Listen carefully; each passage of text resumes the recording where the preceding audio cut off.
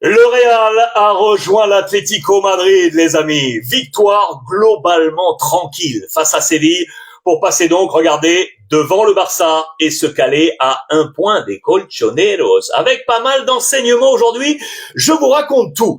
Sans Vinicius suspendu, voici quel était le plan de Carlo Ancelotti avec 3 points. Le premier, regardez, Camavinga latéral gauche, les amis, préféré à Fran Garcia, alors que Ferland Mendy était ça y est de retour. C'est une bonne nouvelle. Il était sur le banc après sa blessure le 7 décembre à Girona. Le deuxième point, c'est Brahim qui a été choisi pour pallier l'absence de Vinicius et non Güler, voire Hendrick.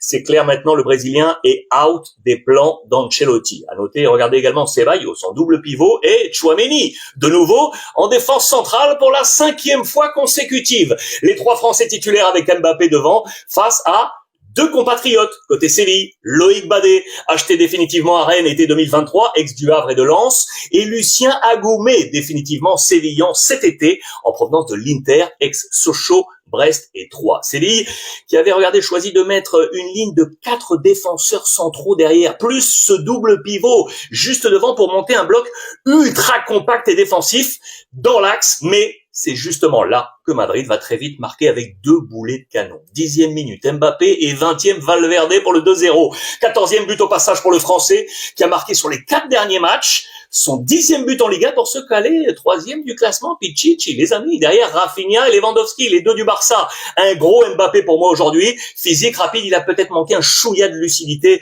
parfois, mais il a été très bon. Les débuts plein axe, en dehors de la surface, puis 3-0 à la 34e avec Rodrigo, servi par Lucas qui profite de l'appel au 2e d'Mbappé pour servir le Brésilien en retrait. Rodrigo, buteur sur les 3 derniers matchs. Rayo Pachuca.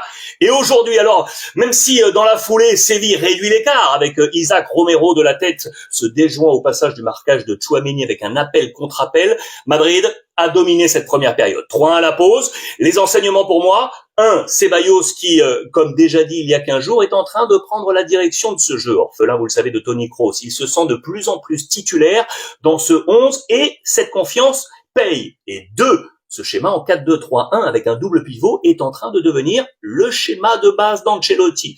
Alors malgré ce but, Séville est trop passif, trop respectueux. L'idée de ce bloc compact axial ne marche pas. Alors, on imagine alors peut-être l'entrée de Saúl ou de Jesus Navas. Mais Garcia Pimienta, les amis, est un coach qui n'est pas friand des changements de schéma pendant les matchs. Il continue avec ce 4-4-2 et 2 Madrilènes pour en profiter. Ceballos, je vous l'ai dit, mais surtout Lucas Vázquez, qui a offert un très gros match, sans réelle opposition à droite. Il a fait de ce couloir son boulevard. Je vous rappelle que Séville n'a donc pas mis ce soir de latéraux de métier, mais 4 centraux derrière. Et c'est Lucas qui est à la baguette à la 53e pour trouver Mbappé, qui en une, paf, trouve Brahim pour le 4-1.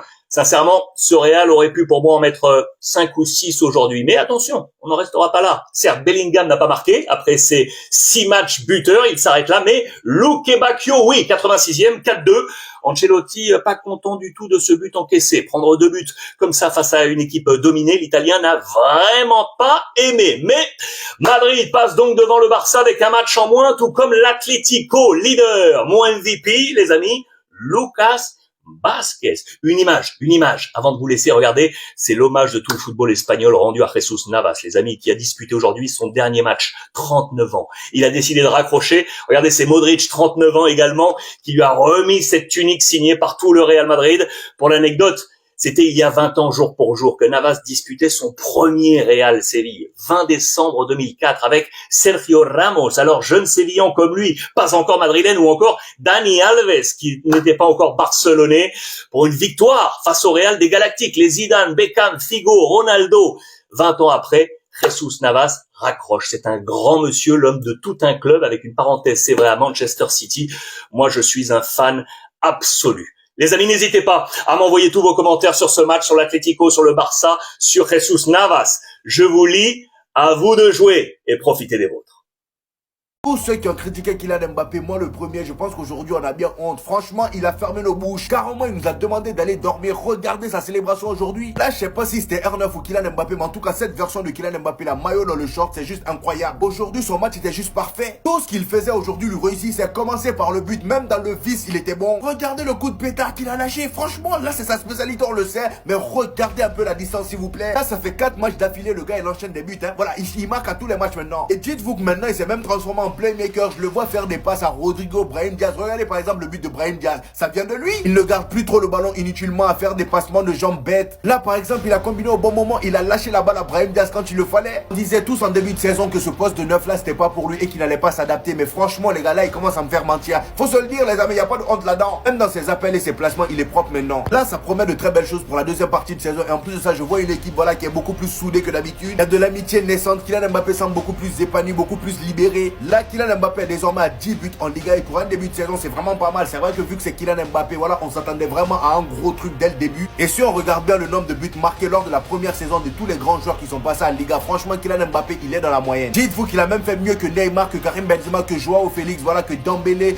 Vinicius, Rodrigo. Après, bon, ça reste quand même Kylian Mbappé. Il vient en tant que joueur établi, donc c'est pas pareil. Là, le Real Madrid est en train de rouler sur Séville. Il n'y a même pas match. Kylian Mbappé et Valverde ont décidé qu'aujourd'hui c'était la journée des bangers. Et franchement, je remercie Séville pour leur générosité dans l'axe. Comment tu peux libérer l'axe comme ça? Sur le but de Kylian Mbappé, l'axe était complètement vide. Il allumait le goal. Et malgré ça, ils n'ont pas appris la leçon. Ils ont encore libéré l'axe pour Valverde cette fois-ci. Je crois que les gens n'ont toujours pas compris que Valverde c'est pas un joueur lambda. Jusqu'à là, je me demande comment les clubs de Liga se débrouillent pour le laisser toujours tirer seul. Cette saison, c'est tout simplement le meilleur buteur de l'extérieur. Il en a marqué 5 comme ça. Pour vous dire, les amis, tellement le gars il lâche des missiles, je me rappelle même pas d'un but de Valverde dans la surface. Qui s'en rappelle ici? Personne. Et en plus de ça, regardez le travail qu'il fait au milieu avec Jude Bellingham, les combinaisons par-ci par-là avec Rodrigo. À cette saison en Liga, ça fait 5 buts et 2 passes décisives. Son but était tellement magnifique que même Carlo Ancelotti s'est levé de sa chaise. Et est-ce qu'on peut parler de Camavinga aussi, s'il vous plaît? Le match qui vient de sortir, les gars, c'est juste une dinguerie. Le gars, c'est le joker par excellence. Peu importe le poste où tu lui mets, il risque de faire sauter celui qui joue à ce poste-là de base. Là, aujourd'hui, on l'a remis latéral. Regardez comment il joue, s'il vous plaît. Il fait tellement de bien que je le trouve même mieux que Franck Garcia. Il récupère tous les ballons qui passent sur son côté. Plus de ça, à chaque fois, on voit une très belle entente entre lui et Jude Bellingham. Franchement, les gars, c'est agréable à voir. Que ça soit son volume de jeu, le pressing qu'il met, tout est impeccable chez lui. De l'autre côté, Lucas Vazquez, je le trouve très intéressant offensivement, même si défensivement, il y a un peu de lacunes. Après, j'ai envie de dire, défensivement, on était tranquille parce que Séville n'a pas posé de problème.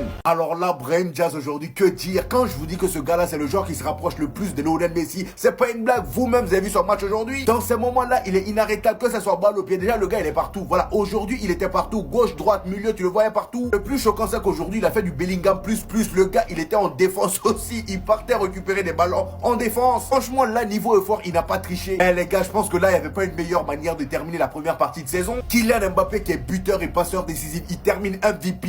Il est en pleine confiance. Rodrigo également qui te marque un but et une passe décisive. Et aussi, depuis qu'il a créé sa célébration, il est inarrêtable. Voilà, John Cena l'a aidé. Et aujourd'hui, Lucas Vazquez, ça se trouve, c'était Cafou, mais on savait pas. Il a été incroyable offensivement, les gars. Il a fait un match de patron. Le gars, carrément, aujourd'hui, il était tellement bien qu'il faisait des dribbles avec sa poitrine. Et en plus de ça, il est impliqué sur le but de Brahim Diaz, les amis. Magnifique action. Kylian Mbappé qui élimine un joueur de Séville. Il fait la passe sur le côté à Lucas Vazquez. Et Lucas Vazquez, bien évidemment, passement de jambes. Il élimine un joueur de Séville. Et là, il a remis à Kylian Mbappé. Kylian Mbappé qui était dans son bon jour. Directement, il combine avec Brahim Diaz. Et Brahim Diaz, bien évidemment, il le met dedans. Voilà, c'est tout simple. Oh, les gars, collectivement, aujourd'hui, on était au rendez-vous. Je pense que là, l'Atlético de Madrid, apprêtez-vous. On va pas vous lâcher. De toute façon, nous, on est les suiveurs. On va dire, on est les chasseurs. Voilà, c'est mieux. Si c'est pas le Barça qu'on chasse, c'est l'Atlético de Madrid. Et de toute façon, on a déjà attrapé le Barça. Ils sont derrière nous maintenant. C'est l'Atlético de Madrid, là, on va aller attraper.